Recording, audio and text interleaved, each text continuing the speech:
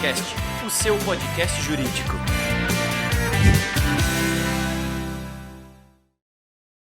Olá, meus amigos advogados e minhas amigas advogadas, sejam todos bem-vindos a mais um episódio do Juriscast, o seu podcast jurídico. No episódio de hoje é dia de falar sobre IA no jurídico, como estruturar uma operação que funcione. Para isso, como sempre, vai ter uma especialista, então se você quer usar IA no seu escritório, fica até o final que esse episódio está imperdível. Mas antes, lembre-se que estamos em vídeo no YouTube e no Spotify. Assista-nos, conheça os nossos rostinhos lá no YouTube e no Spotify. E, claro, acompanhe o Juriscast, todos os episódios do Juriscast em áudio, em qualquer agregador aí de podcasts, tá bom? Bom, vamos falar então sobre IA no jurídico, como estruturar uma operação que funcione, com ênfase no que funcione.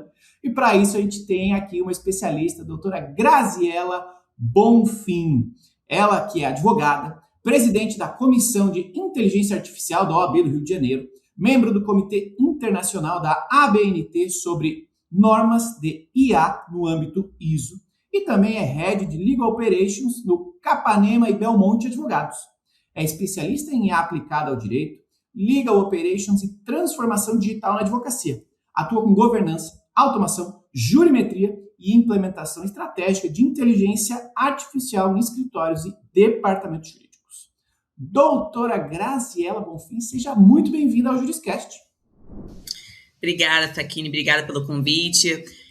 Bom dia, boa tarde, boa noite a todos que nos assistem, que nos ouvem, né, independente do horário. Estou muito feliz de estar aqui, espero agregar algum valor na operação de vocês e que vocês consigam, de fato, implementar uma inteligência artificial de uma forma muito mais inteligente, uma melhor governança e responsabilidade na rotina jurídica de vocês. Muito obrigado, viu? A gente vem falando sobre IA há bastante tempo, inclusive aqui no Juriscast a gente teve vários episódios pré-IA, durante IA, lá no comecinho, 2 anos atrás, e acho que agora a gente vive um momento de estabilidade no entendendo, ou pelo menos em alguns modelos de uso de IA. E acho que é legal a gente falar sobre esse tema de novo, e entendo interessante a gente falar sobre essa temática, sobre esse direcionamento, né, de estruturar uma operação que funcione. Porque no início todo mundo testou, muita gente não quis nem ver, cada um fez algo do seu jeito, iniciou, nem sempre terminou, teve de tudo, né? A adoção foi intermitente, foi despadronizada, até porque o próprio ambiente estava meio bagunçado, várias IAs, várias coisas acontecendo ao mesmo tempo, cada uma funcionava de um jeito, etc. E a ideia aqui é começar então esse episódio falando sobre essa operação que funcione, né? Para a gente ajudar pessoas a, de fato, nos seus escritórios, nos seus futuros escritórios, se forem os estudantes aqui nos ouvindo, ou alguém que esteja lá no departamento jurídico, que eles já possam começar com o pé direito. E para isso, você que acompanha escritórios de advocacia, departamentos jurídicos, você acompanha esse pessoal tentando implementar a IA no dia a dia, você já deve ver, ou ter visto ao longo desses últimos meses e anos aí, alguns erros acontecerem, né? Os mais comuns, pelo menos. E eu consigo pensar em milhares, mas você, como especialista e atuante, fala pra gente por que os erros mais comuns se repetem tanto. Porque esse cenário, eu quero até que você ilustre, se possível, um caso prático, num escritório de advocacia, num departamento jurídico. Eu chego lá, os caras estão fazendo isso, achando que estão usando a IA bem, ou estão fazendo isso, estão fazendo na mão algo que a IA poderia fazer. Ilustra pra gente qual é o erro mais comum e por que ele é tão comum, para as pessoas que estão nos ouvindo dizer, putz, isso aqui acontece comigo aqui, então eu sou parte do... Ilustra aí pra gente, o que é mais comum de acontecer? São muitos, realmente, né? Eu poderia ficar aqui, eu acho que até meia-noite, identificando item por item, porque realmente é tudo novo para todo mundo, né? Então, a gente está vivendo esse momento juntos, né? Nós estamos caminhando para essa inovação tecnológica e, de fato, cada dia é uma novidade, né? A gente acorda com uma informação e vai dormir com outra. Isso é a nossa nova realidade. Isso impacta diretamente na gestão, na rotina, tanto de escritórios quanto de departamentos jurídicos, né? mas se eu puder pontuar brevemente, os erros mais comuns, eles são geralmente relacionados à adoção da ferramenta e ao processo diretamente ligado a ela, né? Porque os escritórios ou o DEPJUR, eles geralmente contratam alguma IA de fronteira, né? Um ChatGPT, um Claude, um Copilot.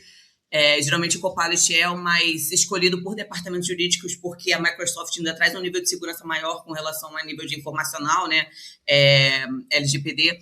E eles começam a distribuir os acessos dessas IAs para os times, esperando, na verdade, que a produtividade apareça sozinha, né? Não se trabalha letramento digital, não se trabalha treinamento de forma constante da equipe, né, ali do operacional. Então, simplesmente isso não aparece sozinho, né? Porque a ferramenta, sem processo, ela é só mais uma aba aberta no navegador. E a gente sabe que quando a gente tenta implementar a IA dentro de um contexto de um escritório ou de um departamento jurídico que já tem um certo nível de causa ali, uma bagunça operacional, a gente vai potencializar essa bagunça com a inteligência artificial até a enésima potência, porque é um jargão que a gente usa muito no meio, né? Shit in, shit out. Se você está botando lixo na sua inteligência artificial, ela vai vir lixo de uma forma muito mais escalada. E às vezes as pessoas, eu acho que elas não dimensionam, na verdade, os níveis de risco que possam ser consequências nessa adoção desenfreada, dessa adoção desgovernada, sem o mínimo de governança, né? E a maioria dos riscos geralmente são os reputacionais, que são aqueles irremediáveis, né? Acredito, né, que ninguém queira ver o seu nome do seu escritório, o seu nome, o nome da sua empresa virando meme ou ali no Conjur, né? Numa postagem de rede social dizendo que o seu escritório foi causador de uma peça com alucinação, né? Só que realmente essa adoção desenfreada, ela pode ocasionar isso, né? Então, na verdade, o que falta muito, muito frequentemente é aquela camada anterior, né? Aquela de sedimentação da base, onde a gente cria uma boa base fortalecida para depois vir a inteligência artificial, que é a cerejinha do bolo, não é toda a estrutura do processo. Então, mapeamento de fluxos, definição de onde a IA entra, quem revisa, qual o critério de qualidade do output, biblioteca de prompts, conversionamento, isso é inexistente. Uma figura que seja similar a um DPO no escritório, que seja aquela pessoa responsável que vai fazer a governança da aplicabilidade da IA, que vai fazer a revisão dos outputs, dos fluxos direcionados. Então, essa realmente é o problema macro, assim, é o que eu vejo de forma quase integral de todos os meus clientes e todas as empresas que eu conheço. Consigo imaginar os cenários que você deve ver e vivenciar. Eu estava pensando aqui, conforme você estava falando nesse exemplo, né? Contrata uma IA, o chefe aí acha que vai resolver todos os problemas e aí acaba, né, acelerando os problemas. Eu tinha um líder que ele falava assim, não há nada pior do que um idiota rápido, porque ele faz, né, um idiota vai fazer coisa ruim, mas um idiota rápido vai fazer muita coisa ruim, muito rápido. E a IA pode ser parte desse problema, né? Fazendo uma correlação aqui. E, ao mesmo tempo, eu estava pensando, ela pode ampliar, claro, a efetividade das coisas boas, mas da mesma forma das coisas ruins também. E eu estava pensando aqui, poxa, a gente aqui usa ProJuris, o ProJuris tem uma dezena de usos de IA, né, nos seus vários softwares, e eu estava pensando justinho, você deve ver cenários de gente que está usando IAs para diversas coisas. Tem gente que está usando IA para revisar, tem gente que está usando IA para escrever peça, tem gente que está usando IA para tentar buscar jurisprudência, tem gente que está usando IA para calcular prazo, tem gente que está usando IA... Estou usando aqui os exemplos que a gente tem dentro do ProJuris, mas imagino que tem outros, vários, que você também pega, né? Do início ao fim de um processo, né? Então, o processo de criar uma peça pode ser usado em diversos momentos. O processo de atender o cliente pode ser usado IA de diversas formas, e assim para cada processo que exista num escritório de advocacia ou num departamento jurídico.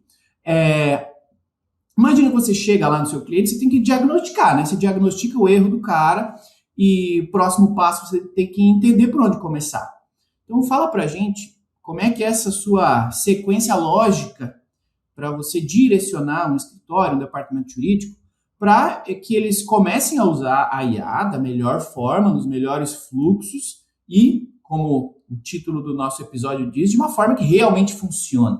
Porque assim, funcionar aperta o botão, quer dizer funcionar? Não, né? Provavelmente funcionar quer dizer dar algum resultado esperado positivo. Sim, sim, sim. E por onde então que o advogado que você apoia ou que está nos ouvindo e quer começar a implementar a IA de uma maneira que funcione, por onde que você e esses advogados devem começar? Como você bem falou, né, eficiente não necessariamente tem a ver com eficácia, né? Eficiência não necessariamente tem a ver com eficácia, né? Então, de fato, a inteligência artificial ela otimiza muito o nosso tempo, ela escala muitos fluxos, mas como a gente falou anteriormente, né, se for um fluxo errado, ela vai escalar de uma forma potencialmente muito perigosa, né?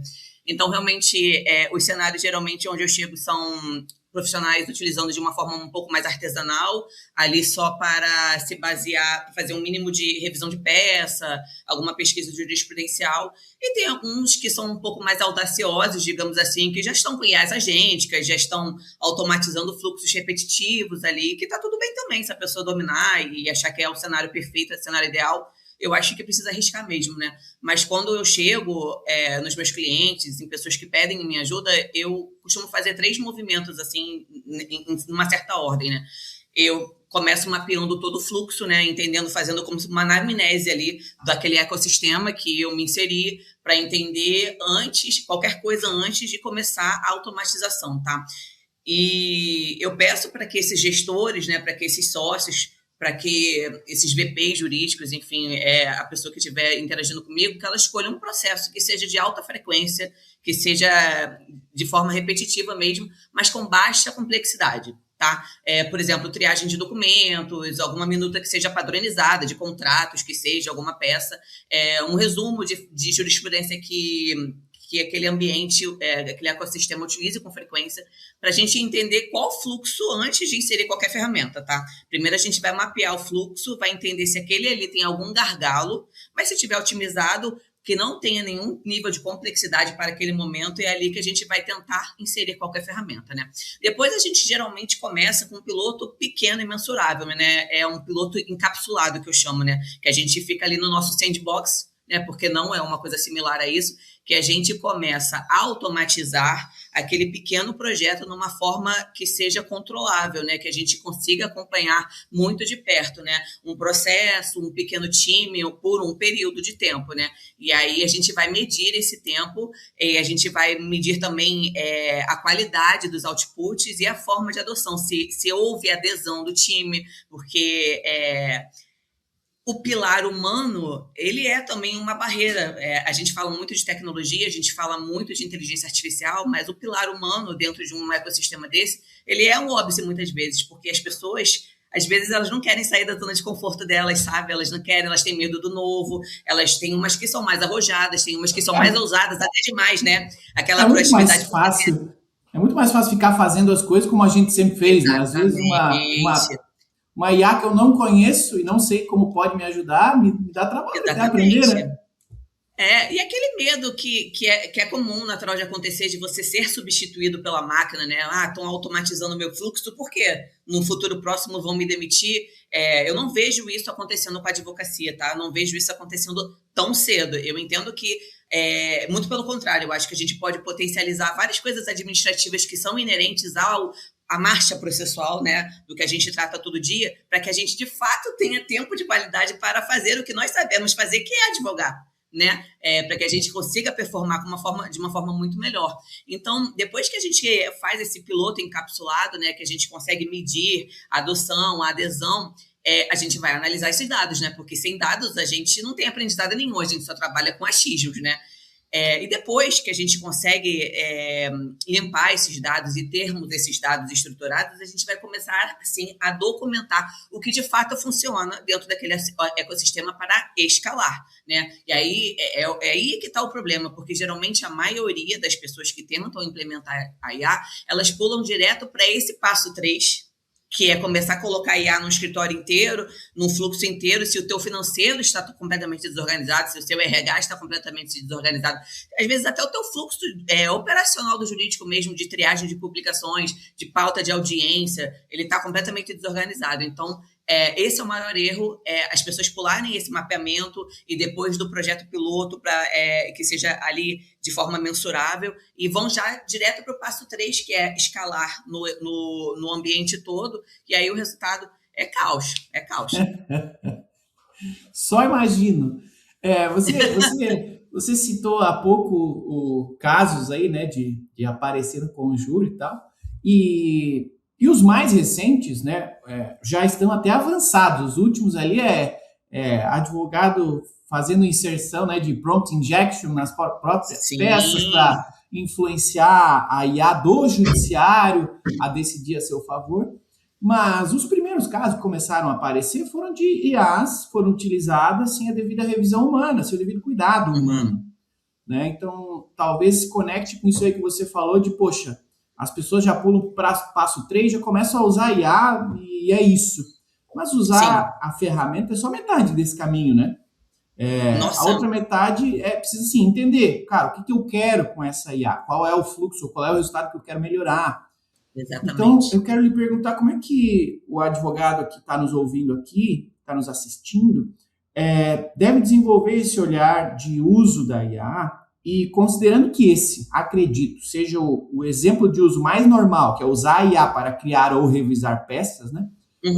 Como é que você indica que seja esse olhar para a revisão do que a IA produz, para o cara simplesmente não aceitar apenas aceitar o output, entender que o que a IA entregou está certo e é o melhor. Como é que é a sua recomendação para quem está nesse nível, ou que esse será o seu primeiro nível, né? Poxa, quais cuidados tomar, o que fazer, o que não fazer nessa linha? O que eu falo muito para os meus alunos eu sou uma grande entusiasta de inteligência artificial, por óbvio, né? Eu não poderia nem deixar de ser, mas eu peço, pelo amor de Deus, não deixem de desenvolver o senso crítico, não deixem de questionar, inclusive, a sua própria ferramenta, não deixem de estudar, continuem estudando, continuem lendo as doutrinas e se atualizando sobre esse e muitos outros temas, porque, de fato, a revisão humana é uma das competências mais subestimadas, assim, no momento, né? As pessoas, elas aprenderam a confiar na inteligência artificial porque elas acabam sendo seduzidas por ela ali. Realmente a gente fica seduzido, né? O output, o retorno que ela nos dá, ela parece tão fiel, né? Ela parece tão real. Então, a gente vai ali no automático, tende a copiar e colar, mas para os meus alunos, para os meus mentorados, para os meus clientes, eu peço, por favor, não façam isso, porque usar a IA, ela é muito fácil, não tem nenhum mistério, inclusive fazem muito algo que eu não recomendo, que é simplesmente você assinar e sair usando, né? Tá naquela caixinha de diálogo, sem você sequer fazer as configurações iniciais ali, de você se apresentar para a sua inteligência artificial, dar a ela ali os mínimos guardrails globais necessários, que a gente faz isso nas configurações da ferramenta, né? Dar aquele prompt inicial dizendo, olha, eu sou uma advogada especializada em tecnologia, eu trabalho para o Capanema e Belmonte Advogados, eu não quero que você me retorne qualquer jurisprudência, eu quero sempre que você me avise para revisar todos os tópicos, porque é mais um red flag ali, que te deixa com um olhar um pouco mais atento. Então, essa ansiedade de uso ali dos advogados hoje em dia, de simplesmente assinar a ferramenta, qualquer que seja ela, e já começar a abrir a janelazinha e começar a interagir com a ferramenta, não é a melhor prática, porque a gente realmente precisa dar uns passos atrás, abrir as configurações e falar como é que você quer que ela te responda, porque sim, existe essa possibilidade. Isso se chama os guardrails globais, né, os iniciais, que é por ali que a gente começa a segurar a nossa IA, ensinar e treiná-la. Só que as pessoas simplesmente não fazem isso. A verdade é que está todo mundo querendo correr antes mesmo até de começar a engatinhar, sabe? Então, o advogado ele precisa desenvolver isso que eu chamo de leitura de segunda camada, né? Não é ler achando que o output está bonito, simplesmente com um olhar mais técnico e atento para ver se aquilo de fato está, porque coerente ele vai estar. Mas a gente precisa entender se está correto, se aquela jurisprudência existe, se o argumento ele faz sentido no contexto específico do cliente. porque ele vai estar coerente, né? A gente não tem mais essas alucinações que tinham no início, lá para 2022, 2023. As nossas IAs, elas estão muito mais aprimoradas, inclusive já muito bem treinadas com a legislação brasileira, porque muitas das alucinações lá para o ano de 2022, 2023 que a gente via nas peças, era porque eram IAs que vinham dos Estados Unidos, né, que são americanas ou são chinesas, elas não eram intensamente treinadas ali com a nossa legislação, que é muito robusta, que é muito gigantesca. Então, quando a gente perguntava qualquer coisa, ela entregava, enfim, o que fazia sentido para ela, porque uma inteligência artificial, para quem não sabe, trabalha com probabilidade matemática, né? Nada além do que estatística. Então, eu acredito que 3 perguntas que todo advogado deve fazer antes de inserir qualquer output de IA em peças, né, em memorandos, em pareceres, se a informação ela é verificável e, de fato, checar, né, se a conclusão faz sentido ao caso concreto, faz sentido ao cliente que você está ali atuando, e se eu, como humano, assinaria sem alterar nada, né? Se qualquer uma dessas respostas, né, for não, então o trabalho ainda não terminou. Ele vai precisar ser conferido. Olha, nem fale. Você falou de configuração global antes, né? Quando apareceram as primeiras versões de configurações globais, eu tenho um colega de trabalho que a primeira configuração que ele fez foi: sempre me elogie no início da conversa. Aí a IA começava todas as respostas falando: olá, meu consagrado, o que você perguntou, a resposta é tal. Eu mostro para os meus alunos, às vezes eu fico brincando que isso dá para mudar, né? Aí quando eu estou assim, com a autoestima um pouco baixa, eu mudo lá meu nome para Maravilhosa. Aí eu entro no Claude: bom dia, Maravilhosa. Aí, enfim, mas isso são questões que a gente tem que tratar na terapia, né? Sim. Mas a IA ajuda, né? Pelo menos dá um up ali no ego, né? Com certeza. No momento. Bom, eu estava ouvindo aqui pensando assim, poxa, a IA já nos alcançou do ponto de vista de reconhecermos que ela existe, né? Todo mundo que tem um WhatsApp já ouviu, no mínimo, falar de alguma IA, e quase 100%, né? 80%, 91%, acho, da população brasileira tem um celular, tem um WhatsApp. Por consequência, assim como os advogados estão conhecendo a IA, utilizando a IA de alguma forma, em algum fluxo, como você bem explicou, aí é bem comum encontrá-la já em algum modelo de uso nos escritórios, departamentos jurídicos, os clientes dos advogados e das empresas também estão usando IA. E, por consequência, esse acesso à IA acaba mudando um pouco essa relação do cliente com o advogado, né? E da empresa que está negociando algo com o departamento jurídico da outra empresa.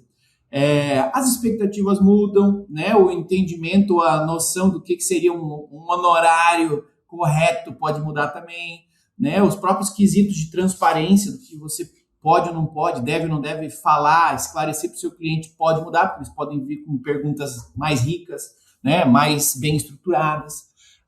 Como você enxerga o impacto dessa utilização da IA também por quem vai interagir com o advogado, esteja ele no departamento jurídico ou no escritório? Faz muita diferença, e para que ou como que esses advogados devem se preparar para interagir com pessoas que também estão usando IA na outra ponta?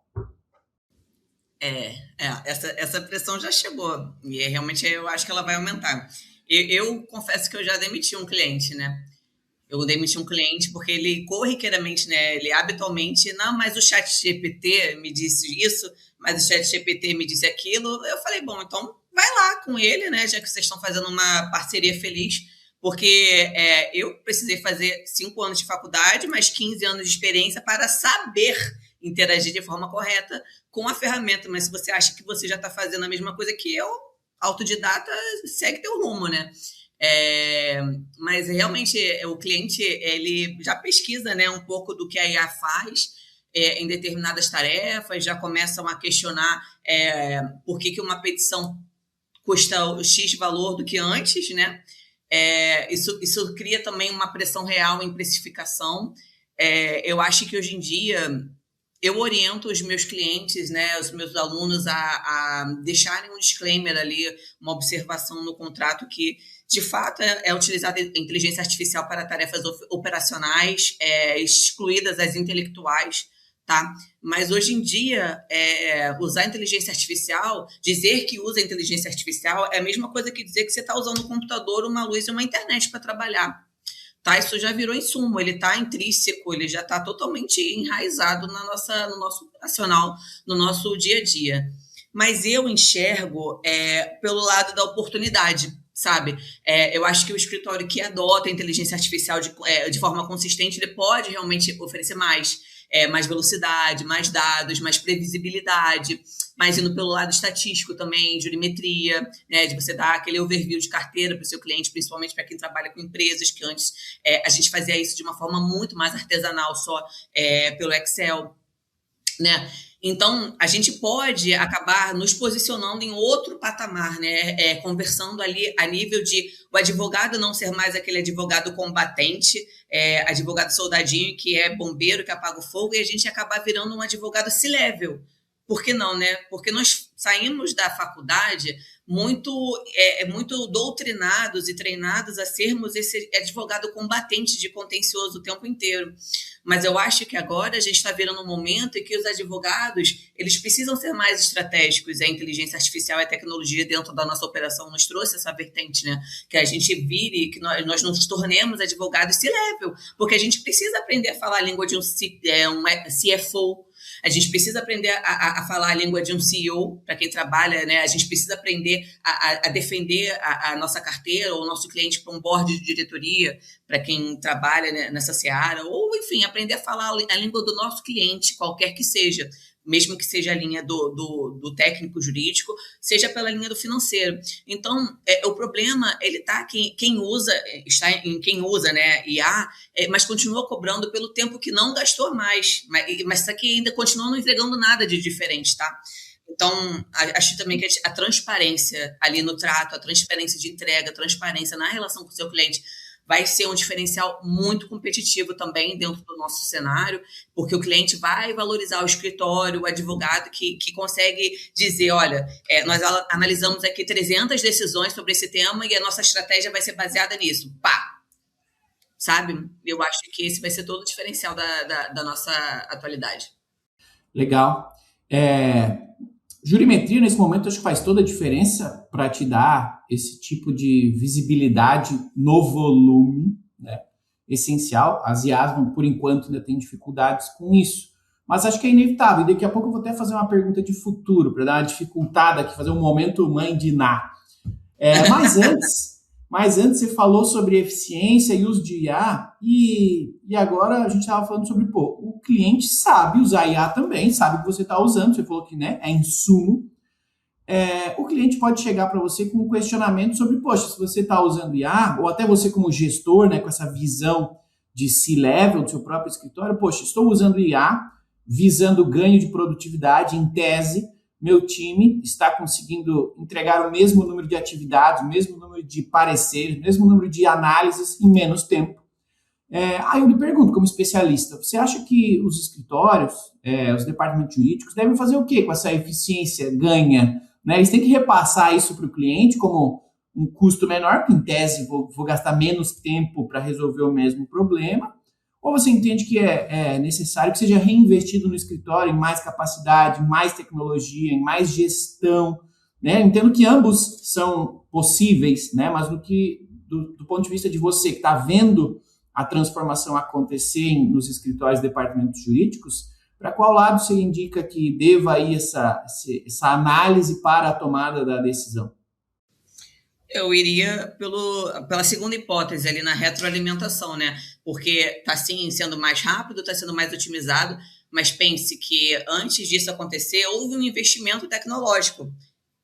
Despesa, né? Na verdade, a gente considera como investimento, porque lá no ROI, né, no futuro, a gente vai conseguir mensurar isso em quantificando, né? Mas no início ele foi o peso no orçamento, né? Esse ROI não vai vir tão rápido.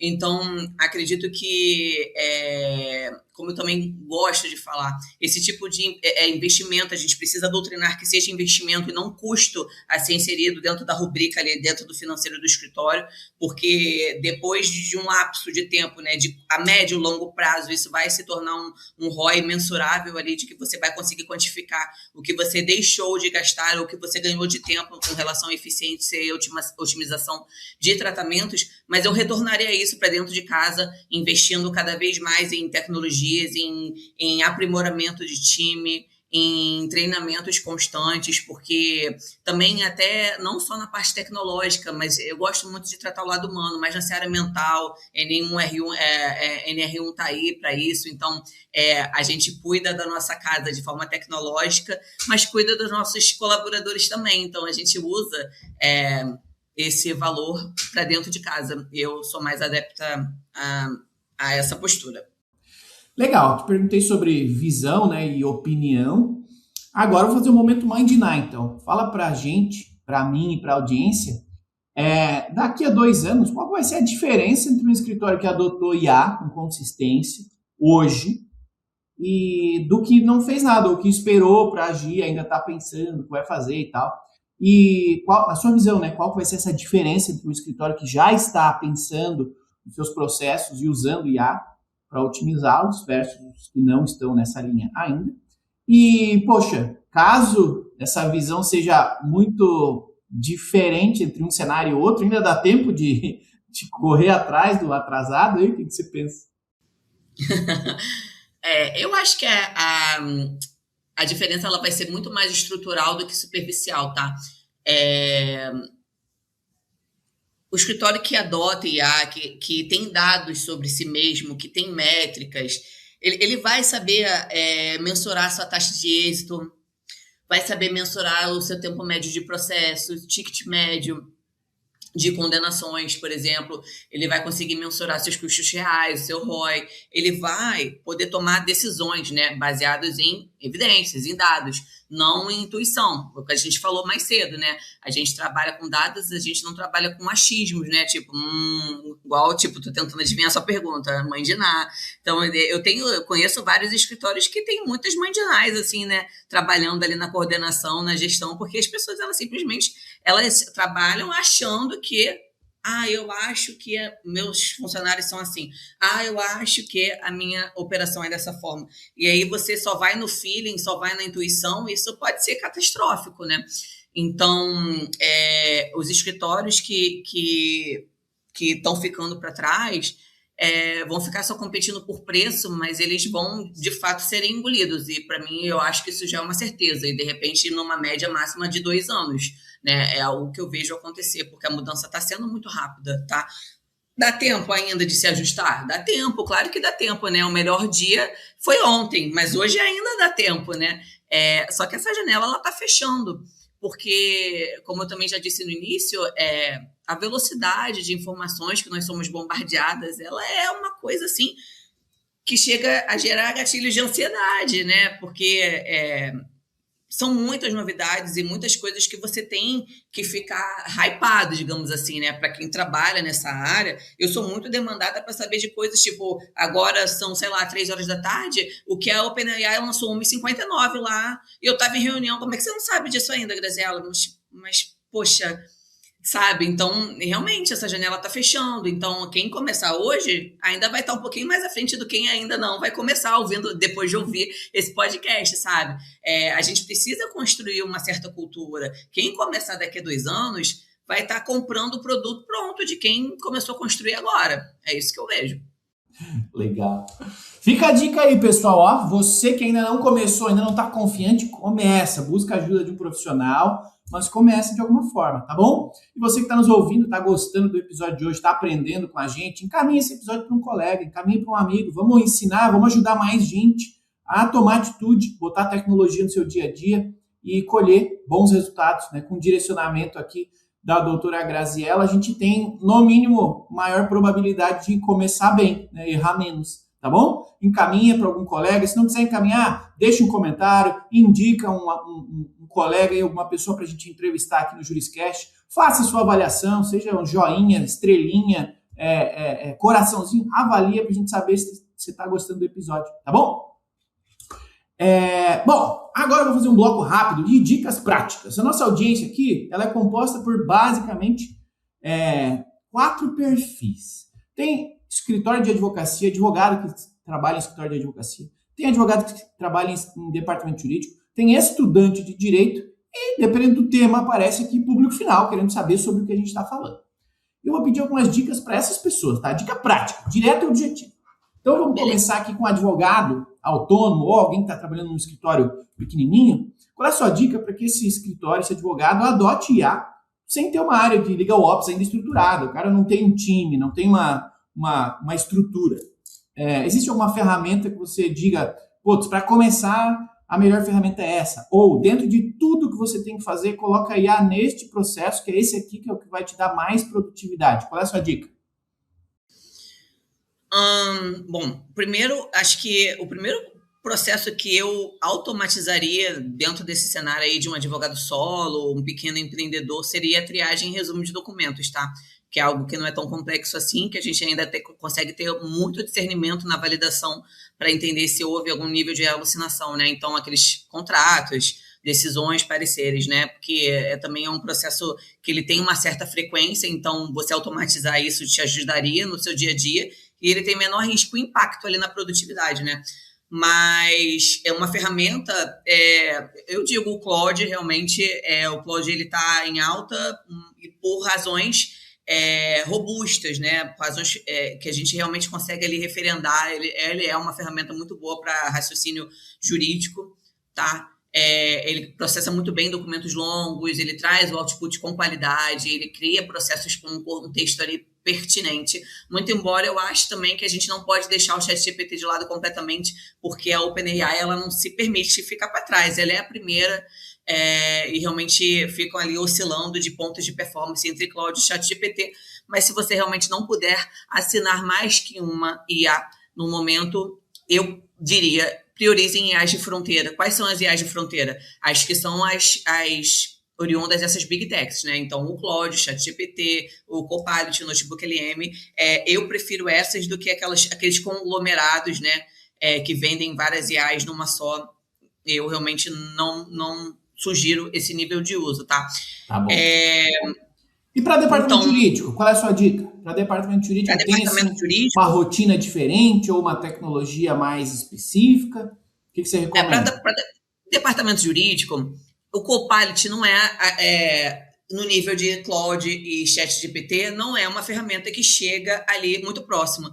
Mas na questão de segurança, na questão de observação de LGPD, né, de segurança de dados, cybersecurity, de fato é uma das melhores por conta do ecossistema Microsoft, tá? Muito embora o Claude e o ChatGPT, nos seus planos Enterprise, que são os planos corporativos, que são os planos profissionais, eles têm a confidencialidade por design. Então, diferente do plano gratuito e o plano Pro que nós utilizamos, né, nós, meros humanos, utilizamos ali com certa frequência, que é o que a gente consegue pagar convertendo o dólar na nossa assinatura, esses planos que são os corporativos, eles têm confidencialidade por design. O que significa isso, Graziela? Eles já vêm não permitindo que os dados sejam utilizados para treinamento, eles já vêm com maior nível de guardrails ali para treinamento da sua IA, para que você consiga imputar documentos. Ele tem previsão de vedação de uso de dados sensíveis. Então, tudo isso, né, uma IA robusta, que ela já tem esse nível de confidencialidade por design alinhado a uma política de uso de inteligência artificial que você tem ali na sua governança, do seu departamento jurídico, eles casam bem e fazem sentido. Então, se alguma empresa, né, ainda tem muito medo de utilizar o Claude ou o ChatGPT por conta desses níveis, eu aconselho que seriam essas ferramentas mais só no plano a partir do Enterprise. Legal. Eu vou dar uma dica também, você que está numa empresa, no departamento jurídico e tem alto volume de contencioso, dá uma olhadinha também no Deep Legal, que é uma ferramenta de jurimetria. A doutora falou sobre essa possibilidade de você entender o comportamento dos seus processos. Então, você entender se você está indo bem, está indo mal, está ganhando mais do que deveria, está perdendo mais do que deveria em determinadas naturezas, em determinados pedidos. e você também consegue se medir, se comparar com a concorrência, né? Então, poxa, será que eu estou melhor em determinada região, em determinada natureza, em determinado juízo? Melhor ou pior? Dá para fazer tudo isso. Deep Legal é o nome dessa ferramenta, dá uma pesquisada lá para empresas, é muito legal se você tem volume de processos, tá? Bom, a última perguntinha aqui de dica prática é para o público final. Digamos que eu sou de uma empresa, eu preciso de eficiência, preciso de um escritório que me atenda bem, né? Eu sou uma pessoa que está preocupada, que preciso buscar um escritório que me atenda bem. O que eu devo verificar, né, nesse escritório, nesse prestador de serviço, para entender que ele vai realmente me atender bem? Você consegue dizer assim, cara, pergunta isso, olha aquilo, que você vai ter uma noção mais clara se essa empresa de fato, ou esse escritório de fato está só no papinho, ou consegue de fato usar a inteligência artificial e a tecnologia para entregar um serviço de alto nível.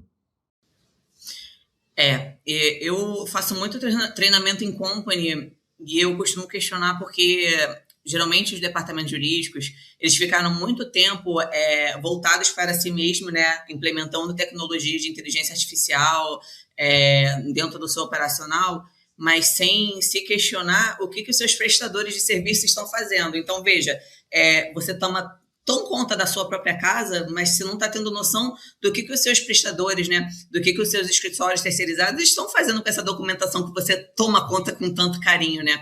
Então, no final das contas, o risco de vazamento, né, vai existir da mesma forma. Então, eu sempre peço para que essas pessoas questionem se há política de uso de inteligência artificial, se há minimamente uma governança implementada, como essa utilização é feita, peça para ver fluxos, obrigatoriamente, né, se existe uma política implementada, precisa ter cartilhas, né, a gente precisa conhecer, e geralmente a gente começa no código de ética, ali no código do escritório, enfim, que é onde as previsões maiores de compliance, né, a gente tem aquele pipeline, todo aquele playbook, né, de como o escritório maneja e funciona ali em todo o seu escopo operacional.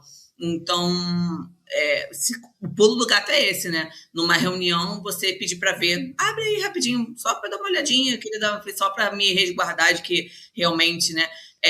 Eu escuto assim, algumas coisas que eu fico um pouquinho assustadas até no nível de alguns escritórios acharem que você fazer um termo de consentimento para uso de dados é como se fosse renúncia de direitos ali de dados e, pelo amor de Deus, pessoal, vamos estudar LGPD. É o que eu falo, continue usando o senso crítico, continue estudando para a gente não sair falando besteira por aí, porque quando a gente assina e quando a gente faz um termo de consentimento para o nosso cliente, ele está consentindo que nós, como guardadores ali, como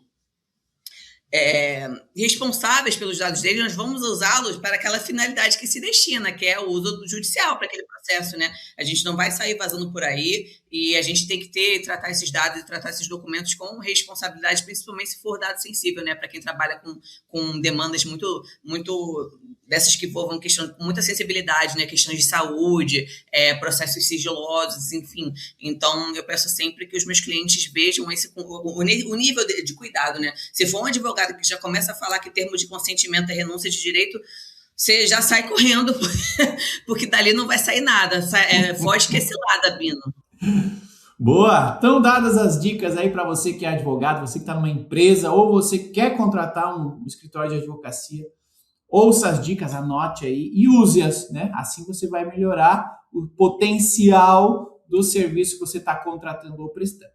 Bom, no final da nossa conversa aqui, agora a gente faz um bate-bola para conhecer você, conhecer a doutora Grazi. A gente já entendeu o tema, já entendeu como ele se aplica. Agora eu quero perguntar para você um livro que todo advogado deveria ler. Pode ser do direito ou não? O que você indica? Cara, não vou recomendar de direito não, porque a gente já é tão consumido por isso todo dia. E eu gosto muito da arte da guerra, tá? De Sun Tzu. Ele me ensinou várias técnicas assim de tomada de decisão, digamos assim, para um nível de reflexão. O que muda de verdade, né? Quando a gente precisa enfrentar momentos de tomada de decisão. Então, para mim, nível assim de estratégia de posicionamento funcionou muito. E um hábito profissional para trabalhar com você que você considera inegociável. Para trabalhar comigo ou um hábito meu? Os dois, você vai trabalhar, vai usar ele para trabalhar, né? O que você valoriza aí profissionalmente falando, do ponto de vista de hábitos? Eu particularmente sou muito neurótica com a minha agenda, assim, então eu reviso ela muito, muito frequentemente, mas eu não recomendo que ninguém faça isso, porque eu não acho tão saudável assim, digamos, né? Mas porque eu tento classificar como coisas que são urgentes, como coisas importantes, e como eu vivo nesse ambiente que é muito acelerado, eu acabei incorporando isso em algum nível que também já não é mais tão saudável assim, mas estou tentando trabalhar isso em meditações de outras formas. Agora, para trabalhar comigo, um hábito que eu acho essencial é a organização e proatividade, assim. Realmente, pessoas organizadas, eu acho que vão mais além. E digo mais, eu gosto muito de quem trabalha comigo que faça atividade física também, porque eu respeito muito quem cuida do próprio corpo, quem tem disciplina, porque eu acho que pessoas que são disciplinadas, inclusive na atividade física, elas são disciplinadas em todas as áreas da sua vida. Legal, boa dica, hein? Gostei. E para terminar, quem é o seu ou a sua, né, seu ídolo e por quê? Eu não entenda pelo lado do romantismo, porque hoje é dia dos namorados, mas o meu maior ídolo realmente é o meu marido, mas eu vou explicar por quê. Eu tô com ele há quase 30 anos, né? Nós nos conhecemos muito jovens.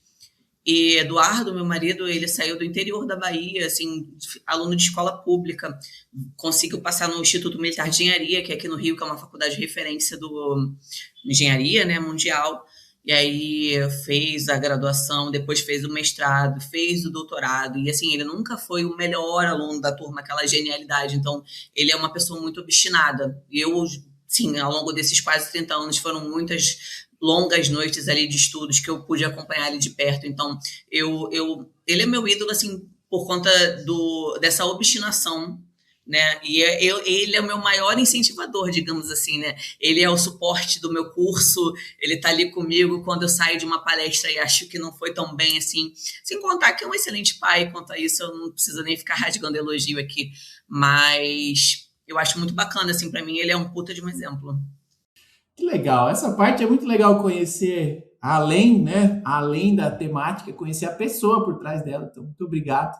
E falando em pessoa, as conversas aqui no Juriscast começam aqui, mas não acabam aqui. Então, nesse último espaço, quero lhe perguntar qual é a sua rede social, né? Ou uma forma das pessoas que começaram a lhe conhecer aqui, querem continuar conversando com você, por onde elas podem me encontrar e continuar essa conversa? Bom, pessoal, eu sou bem ativa, tá, nas redes sociais, então se quiser conversar comigo, mandar mensagem por lá, só chegar que eu respondo. Posso demorar um pouquinho, porque são mensagens demais e as demandas do dia a dia, mas o meu Instagram é @gbonfim, tá? É Bonfim com N de neném e M de Maria no final. No LinkedIn é Graziela Bonfim, tudo junto. Acho que se você digitar Graziela Bonfim também, você vai encontrar, tá? Agradeço mais uma vez a oportunidade.